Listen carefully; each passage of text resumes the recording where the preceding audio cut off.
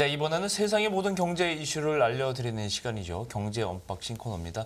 미중산업경제연구소 조용찬 소장님 나와주셨습니다. 소장님 어서 오세요. 예, 안녕하십니까. 안녕하세요. 6월 1일입니다. 네. 사실 저희가 지난주에 이제 미국의 이 채무상환 협상이 6월이 되면 어떻게 되겠느냐 이야기를 나눴었는데 일단은 원칙적으로 인상하기로 합의를 했다고 합니다. 이게 합의 내용부터 좀 이야기를 해볼까요? 이번 재정 책임 법안 같은 경우에는 뭐 채무 상한을 새 정부가 들어서 2025년 1월 1일까지 정지시키기로 했는데요. 예. 이제 앞으로 2년간은 예산 집행을 볼모로 해서 세출 삭감을 요구할 수 없도록 만들었습니다. 예. 이 때문에 이제 2024년 회계연도 예산이 10월 2일부터 시작이 되면서 하원에서 이 예산과 관련된 이야기가 나오고 있는데요. 재량적 경비라 그래서 미국 보면 국방비라든지 네. 해외 원조 자금을 뺀 순수 예산안이 전체 예산의 한 45% 됩니다. 예. 이는 2022년 수준으로 동결시키고요. 2025년부터는 연평균 1%씩 예산을 좀 증액시키기로 신사협정을 맺은 겁니다. 네. 이때 가장 중요한 것은 양당 간의 합의는 서로가 한 발짝씩 양보하면서 복지 예산과 관련돼서는 타협을 이루게 됐는데요. 네. 공화당 같은 경우에는 청정 에너지 지원금과 관련돼서 이제 삭감을 하지 않기로 했고요. 또 저소득층에 대한 메디케이드와 관련된 작용 요건도 강화시키지 않기로 했습니다. 네. 대신 민주당 같은 경우에는 복지 관련 프로그램의 혜택을 받는 기준 자격을 좀 높였는데요. 식량 보조 프로그램을 받으려 그러면은 50세가 이제 기본이었는데 이제 54세로 올렸고요. 그리고 일자리를 갖겠다는 그 노력을 한 사람에게 지원해 주기로 했기 때문에 한 100만 명 정도가 앞으로 못 받게 된다고 합니다. 뭐 결국 공화당 같은 경우에는 부유세 증세를 막았다는 명분이 있는 거고요. 네. 또 민주당 같은 경우에는 그 청정 에너지와 관련된 지원금 그리고 오바마 케어를 지킬 수 있다는 실리를 얻었다는 점에서 서로가 윈윈한 게임은 아니었나 이렇게 보여집니다. 이거는 이제 합의잖아요. 합의고 여전히 이제 강경한 목소리를 내는 민주당, 공화당 양측의 목소리가 있어서 이게 표결을 앞두고 6월 5일 전에 표결을 해야 되지 않습니까? 이 통과할 수 있을까요? 상원 모두 통과해야 되는데. 네, 오늘 저녁에 이제 통과와 관련된 하원에서 이야기가 되고 있는데 지금 식사를 끝내고 조금 뒤부터 이제 표결에 들어가지 않을까 보여집니다. 현재 미국 같은 경우에는 1개월짜리 비리라고 있습니다. 예. 보통 일주일이나 아니면 4주 그리고 1년 이내 단기물들을 대상으로 하는데 여기에 보면 1개월 물짜리 같은 경우에는 5.8% 수익률이 4.3%까지 뚝 떨어졌어요. 그러니까 150bp가 떨어졌다는 것은 이번에 통과를 자신하고 있다는 거죠. 근데 지금 현재 하원 의사위원회를 통과할 때 7대 6으로 통과했는데요. 네. 아무래도 미국 안에는 보수 강경파인 프리덤 코커스 두 사람이 반대를 했고요. 민주당 안에서도 급진 좌파라고 할 수 있는 프로그레스 코커스 의원 4사람이 반대를 했는데 이제 문제는 미국 같은 경우에도 리먼 쇼크 직후였죠. 2008년 9월 달에 부실채권 구제 프로그램과 관련해 가지고 여론은 거의 100% 통과를 예상을 했는데 막상 하원에 부결이 됐습니다. 이는 아무래도 당내 반대 세력이 있는데 이번에도 반대 세력 특히 보수 강경파인 프리덤 코커스 같은 경우는 의원이 43명 정도가 되고요. 공화당 같은 경우는 4개 파벌로 구성이 되고 있는데 예. 일부 파벌이 민주당의 급진 좌파하고 연합을 해가지고 이를 불결시킬 가능성도 있는 거 아니냐. 그래서 오늘 월가의 지수를 보면은 아무래도 좀 관망하는 분위기가 짙어진 것은 아닌가 이렇게 보여집니다. 근데 문제는 이번에 만약 1차적으로 부결이 된다면은 보통 다시 법안을 제출하는데 3일 정도가 걸리기 때문에 네. X대인 6월 5일까지 일정이 매우 빡빡하다는 점에서 가장 중요한 것은 오늘 무조건 통과시켜야 되는 것으로 보여집니다. 그렇군요. 지난주 이 시간에 저희가 이 법안 통과가 언제 되느냐에 따라서 이제 각각의 시나리오는 어떻게 되는지 하나씩 짚어보기도 했었는데 어쨌든 이제 이 X데이를 앞두고 아슬아슬하게 통과가 된다면 어떻게 좀 예상을 해볼 수 있을까요? 네, 시장은 가끔 투자가를 놀래기도 하고요. 네. 컨센서스를 뛰어넘는 사건들이 자주 일어나긴 하긴 하지만 법안 성립과 관련해서 절차가 좀 순조롭게 진행이 되고 있다는 점에서 리스크온 현상들이 찾아올 가능성이 현재로서는 크지 않나 보여집니다. 당장 달러 강세가 좀 시작이 되면서 일본 같은 경우에는 그 와다나베 부인이라고 해서 증거금 거래를 하는 개인 투자가들이 네. 활발해지고 있다는 거죠. 이제 미국 같은 경우에도 경제가 이제 정상화되고 그렇게 되면은 엔화는 1달러에 139엔인데 150엔까지 더 올라갈 수 보고 있겠네요. 추세가 네. 그러면 여기에 이제 증거금 가지고 투입을 한다는 예. 거고 기관 투자가들 같은 경우는 런던 그 거래소에서 돈을 차입을 해가지고 거기서 거래하는 런던 픽스 거래가 최근 들어서 거래가 좀 늘어나고 있다는 겁니다.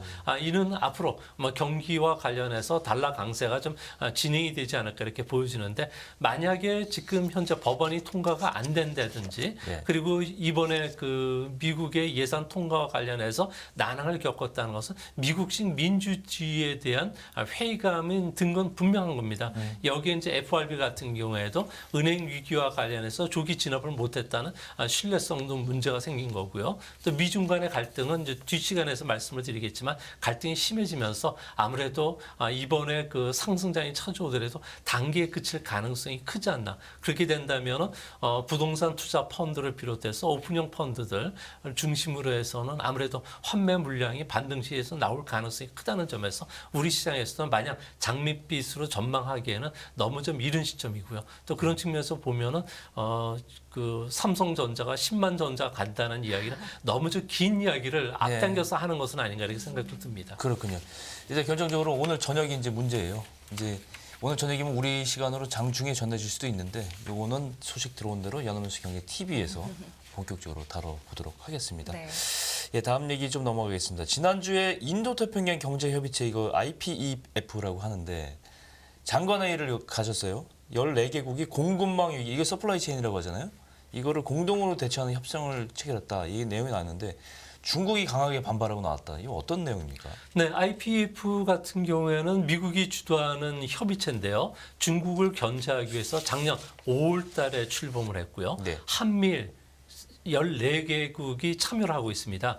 이제 가장 중요한 것은 공급망 협정이 이번에 타결이 됐고요. 네. 앞으로는 무역이라든지 탈탄소 그리고 그 공정한 경제와 관련된 협상이 타결이 되는데요. 이 모두가 G7 정상회담 때 이야기했던 디리스킹의 차원에서 진행이 된다는 겁니다. 네. 중국을 세계 공급망에서 배제하는 전략이 이제 속도를 내기 시작했다는데요. 예. 그중에서도 위기 대응 네트워크가 이번에 가동이 되게 되었습니다. 이렇게 되기 때문에 중국 같은 경우는 아주 강하게 지금 반발하면서 중국의 그 외교부의 그 아시아 담당 국장이 직접 찾아와서 4개 불가 그리고 반도체 협력과 관련해서 요구를 강하게 지금 하고 갔는데요. 네.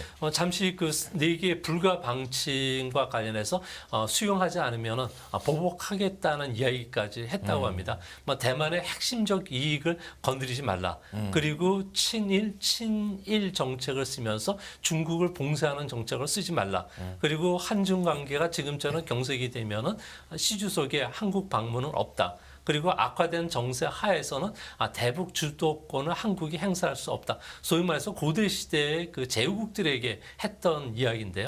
아무래도 중국 같은 경우는 상대에게 강하게 보여야지만 굴복시킬 수 있다는 그 옛날 사고방식, 그러니까 국제 협상 능력이 상당히 떨어진다는 걸 보여주는데 뭐 이렇게 하면서도 또 회유까지도 하고 가면서 우리나라 옷 소매를 잡은 것은 아무래도 우리가 미국이 주도하는 디리스킹이라든지 공급망 재편 과정에 들어간다면은 아무래도 그 중국 경제에 큰 타격을 예상이 되고요. 이 때문에 시 주석 같은 경우에는 31일 날이었죠. 인민일보에다 모진 풍파에 대비하라고 글까지 게재할 정도로 네. 대중국 포위망이 아주 강하게 다가오다. 그리고 경제 제재로 인한 경제 그 성장률 위축이 불보듯 뻔해지는 것은 아닌가 생각이 되는데요. 이제 앞으로 그 IPEF를 통해서 이제 중국이 세계 공장에서 이제 탈출하는 외국 기업들이 늘어나게 되고요. 네. 또 미래 산업과 관련된 무기화를 하지 못하도록 지금 세계가 지금 공동으로 맞서고 있는데요. 6G뿐만 아니라 AI와 관련된 국제 표준에서도 IPEF가 주도를 하기 때문에 탈탄소와 관련된 배터리 산업에서도 새로운 표준을 만들어 간다는 점에서 우리나라는 중국 시장과 관련해서 어느 정도 타격을 받겠지만 전 세계 GDP 50%를 차지하는 G7과 관련된 민주주의 국가 연합체에 들어가면 중국을 벗어나면 세계가 보이듯이 아무래도 그런 측면에서 세계 시장에 나가는 전략으로 우리도 이제 빠르게 진행되지 않을까 보여집니다. 그렇군요. 이 IPF라는 게 그 다자 FTA랑은 어떤 점이 좀 다른 건지 이 부분도 좀 궁금한데요. 네, 다자 FTA 같은 경우에는 관세라든지 다양한 그 제도적인 장치를 서로가 그 합의하에서 진행이 되고 법적 구속력을 갖고 있습니다. 예. 하지만 이번 14개국이 하는 공급망과 관련된 재구축 사업이라든지 또 위기 대응 네트워크 같은 신사 협정이라는 거죠. 이 때문에 이제 반도체를 비롯해서 앞으로 다양한 그 산업들과 관련된 협의체와 관련해서는 이제 신사 협정에 의해서 가치들 추진하게 되는데요. 이 때문에 이제 이번에 그 공교롭게도 마이크론에 대한 제재가 이제 시작이 되면서 네. G7 회담뿐만 아니라 IPF의 그 위기 대응 네트워크 시스템에 의해서 중국과 관련된 압력과 관련해서는 우리가 이참에 그 무기화시키지 못하도록 우리도 그 14개국과 공동으로 대응 보조를 맞추게 될 가능성이 높은데요. 이 때문에 그 중국 같은 경우에도 우리나라의 그 통상 교섭 본부장하고 상무장관의 회담이 있었는데 이때 우리에게 지시했던 것은 반도체 산업과 관련해서 한중이 협력하기로 하자고 이야기를 했는데 네. 일방적인 발표였고요. 우리 같은 경우에는 IPF에 이제 참여를 하게 돼 있고 또 마이크론과 관련돼서도 그 펑크를 우리가 떼우지는 않을 것으로 보여진다는 점에서 이제 앞으로 중국 같은 경우에는 가장 중요한 건 중국의 새로운 성장 엔진이라고 할 수 있는 디지털 경제, 그러니까 GDP의 40%를 차지하게 되고요. 이 디지털 경제라는 것은 온라인 쇼핑뿐만 아니라 온라인 교육, 원격 치료, 빅데이터, 로봇, 그리고 우주 항공, 또 AI뿐만 아니라 광통신 케이블망을 중경 650개 도시에 깔면서 5G, 6G로 넘어가는 이 엄청난 투자 사업에 제동이 걸리게 됐다는 거죠. 중국 정부는 이거와 관련해서 지금 놀래서 우리나라에 대해서 협박도 하고 회의도 하고 옷소매도 잡아주는 건 이 때문인데 이 때문에 중국의 그 압력에 굴하지 말고 원칙대로 화이부동의 자세로 나가겠다는 거죠. 윤석열 정부가 박준 외교부 장관이 왕毅에게 작년 8월에 그 만나면서 우리의 원칙은 화이부동에서 서로 다름을 인정하고 서로의 그 다른 체제를 존중해주자는 거죠. 이 때문에 앞으로 우리는 반도체 동맹이라든지 그리고 배터리 친환경과 관련돼서 우리 독자 노선을 걷겠다고 분명히 이야기했기 때문에 중국 입장에서도 앞으로 가장 중요한 게 요소수 사태처럼 1,850개 품목은 중국으로부터 우리가 수입하는 비중이 80%가 넘습니다. 이 때문에 이거와 관련된 제재가 어느 정도 시행이 될 가능성이 크지만 전체적인 제재를 했을 경우에 중국이 입는 피해도 더 많고요. 우리나라는 2017년 사드 이후에 중국 소비 시장에 진출하기보다는 중국 내수 시장을 겨냥한 소재나 중간재를 공급해 주는 기지 역할을 하고 있기 때문에 네. 중국이 더 큰 피해를 입지 않을까 보여집니다. 이게 이제 여러 가지 변수를 말씀하시고 뭐 영향도 말씀해 주셨는데 이게 간단하게 얘기하면 이거예요. 진짜 중국과 미국이 서로 이제 동맹을 맺어서 서로 이게 크게 전쟁을 또 다른 형태의 전쟁을 하고 있는 거잖아요. IPEF라는 것도 사실은 미국이 어느 정도 이제 중국 위주의 그 생산 기지 서플라이 체인을 탈피하려고 이제 하는 거고 중국은 여기서 이제 막아보려고 하는 건데 문제는 이제 우리나라처럼 이 기술력도 있고 양국의 어떤 무역과 공조를 했던 나라들이 이 미국과 중국이 맞붙게 되면 어느 한 편을 엄마 아니면 아빠 편을 들어야 되는데 엄마 아빠 좀 편은 이상하긴 하지만 이게 이제 여기서 갈등이 생기는 건 말이죠. 근데 이제 이게 전쟁 시작에 이제 첫 신호탄을 울린 게 이제 마이크론 반도체는 중국 정부의 사용 금지 조치 뭐 이거도 이제 본격적으로 시작했잖아요. 이런 것 때문에 이것 때문에 이제 IPEF 공급망 체인 이런 협상이 좀 타결된 거고. 이 미국은 또 여기 대해서 또 위기 대응 네트워크 뭐 이 발표를 가동을 하겠죠. 우리나라는 과연 어느 쪽으로 과연 좀 잘 줄타기를 해야 살아남을 수 있을 것인지 이게 관건인 것 같아요. 이거와 관련해서 중국 그 공산당의 그 나팔수 역할을 하고 있는 그 황구시보가 있는데요. 중국을 대물면은 이가 부러진다고 또 이렇게 공갈까지 했습니다. 아무래도 미국 편에 서서 반도체와 관련된 공급망 개편 작업에 들어간다면은 중국 같은 경우에는 반도체 원료가 되는 수선한 리튬이라든지 히토류 자석, 알루미늄 보크사이트와 관련해서 제재를 하겠다고 했는데요. 이거와 관련해서 우리나라 기업들은 미리 예상을 하고 수입을 다변화시켰고요. 네. 재고를 어느 정도 갖고 있기 때문에 지 요수수 사태처럼 확산이 될 가능성은 현재로서는 가장 낮지 않나 보여지고요. 또 한 가지는 동맹국인 미국 편에 계속 쓴다든지 아니면 미국과 다른 목소리를 냈을 경우에는 미국 동맹국은 전 세계 GDP의 50%를 차지하고 우리 수출 시장의 근 70%를 차지하는데 그렇죠. 이쪽에서 보조금을 못 받다든지 시장 진입이 상당히 어려워지고요. 이 때문에 서둘러서 우리가 좀 대책을 마련하고는 있는데 어느 쪽을 선택하기 전에 아무래도 분명한 우리의 그 원칙을 세우고 기업들과 관련해서 상관하게 합치 모여가지고 이거와 관련된 비상 대응 매뉴얼 그러니까 플랜 B를 해야 되지 않나 보여집니다. 특히 이 부분과 관련해서는 현재 우리가 상당 부분 진행이 돼 있어요. 네. 그래서 너무 걱정 안 하셔도 되지 않나 이렇게 보여집니다. 이게 만약에요, 우리나라가 이 마이크론 제재로 인해서 이제 어쨌든 중국의 공급 부족을 만약에 메우지 않는다라고 하면은 중국에서는 이게 자체적으로 자급자족이 가능한 상황인지도 궁금한데요. 네, 지금 중국 같은 경우 마이크론을 꼭 집어서 이야기했던 것은 아무래도 마이크론이 디램이라든지 네. 플래시 메모리 범용적인 제품을 생산했다는 거죠. 그렇죠. 그거는 우리나라를 비롯해서 다른 나라에서 공급도 가능하고요. 네. 중국에서 자체 생산을 할 수가 있기 때문에 그런데 여기에 보면 반도체는 메모리만 있는 게 아니라 산업용 반도체도 있고요. 그리고 전기 자동차에 들어가는 파워 반도체들이 있는데 네. 이는 공급이 수요를 따라가지 못하는 기업들이 많습니다. 소위 말해서 인텔과 같이 프레시 메모리뿐만 아니라 그래픽, 네트워크 반도체를 만드는 회사도 있고요. 네. 퀄콤과 같은 통신 칩 만드는 회사, 그리고 AMD와 관련된 프레시 메모리, 그리고 엔비디아처럼 컴퓨터 GPU를 만드는 회사 같은 경우는 아예 건드리지를 않았거든요. 그거는 뭐 어쩔 수 없죠.이니까. 그렇죠. 중국이 할 수가 없잖아요. 어떻게. 네, 그래서 이제 앞으로 중국 같은 경우에는 GPT와 같이 생성형 AI와 관련된 투자를 엄청나게 하고 있는데 예. 여기에는 디램 반도체가 꼭 필요합니다. 이것도 첨단 반도체가 들어가야 되는데 현재 중국 안에서 SMC가 이를 대체한다고 이야기를 했지만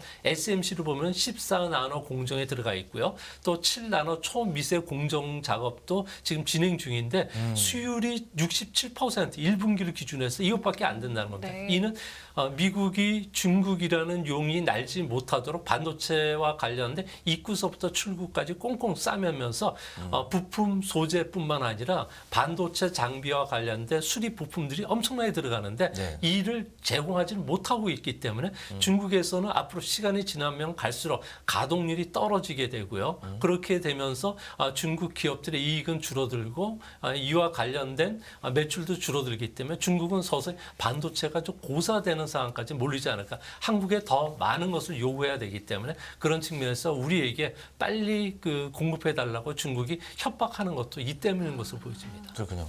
짧게 시간 관계상 마지막 질문하겠습니다. 그래서 지금 중국 증시가 이렇게 지금 죽을 쓰고 있는데 과연 중국이 이런 여러 가지 상황을 봤을 때 중국 증시 전망 어떻게 보세요?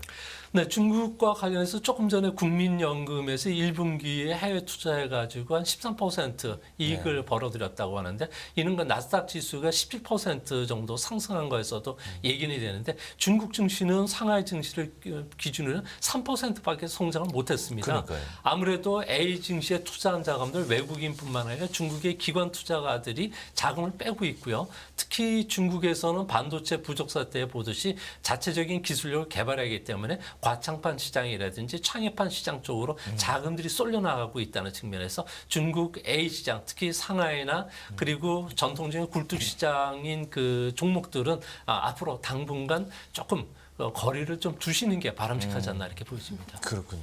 알겠습니다. 오늘 조용찬 소장님과의 이야기는 여기서 마무리 짓겠습니다. 오늘도 고맙습니다. 고맙습니다. 네, 깊이가 다른 경제 뉴스 연합뉴스 경제TV 경제 언박싱 마무리하겠습니다. 네, 시청해주신 여러분 감사드리고요. 저희는 내일 이 시간에 다시 찾아뵙겠습니다. 네, 지금까지 김경훈. 성유미였습니다. 고맙습니다. 끝없는 위기 속 기회는 언제나 숨어 있습니다. 성공한 투자 고수들과 나눈 투자의 철학. 다가올 기회를 잡아내는 부의 만찬으로 여러분을 초대합니다. 푸짐하게 한 상 차려놓았습니다.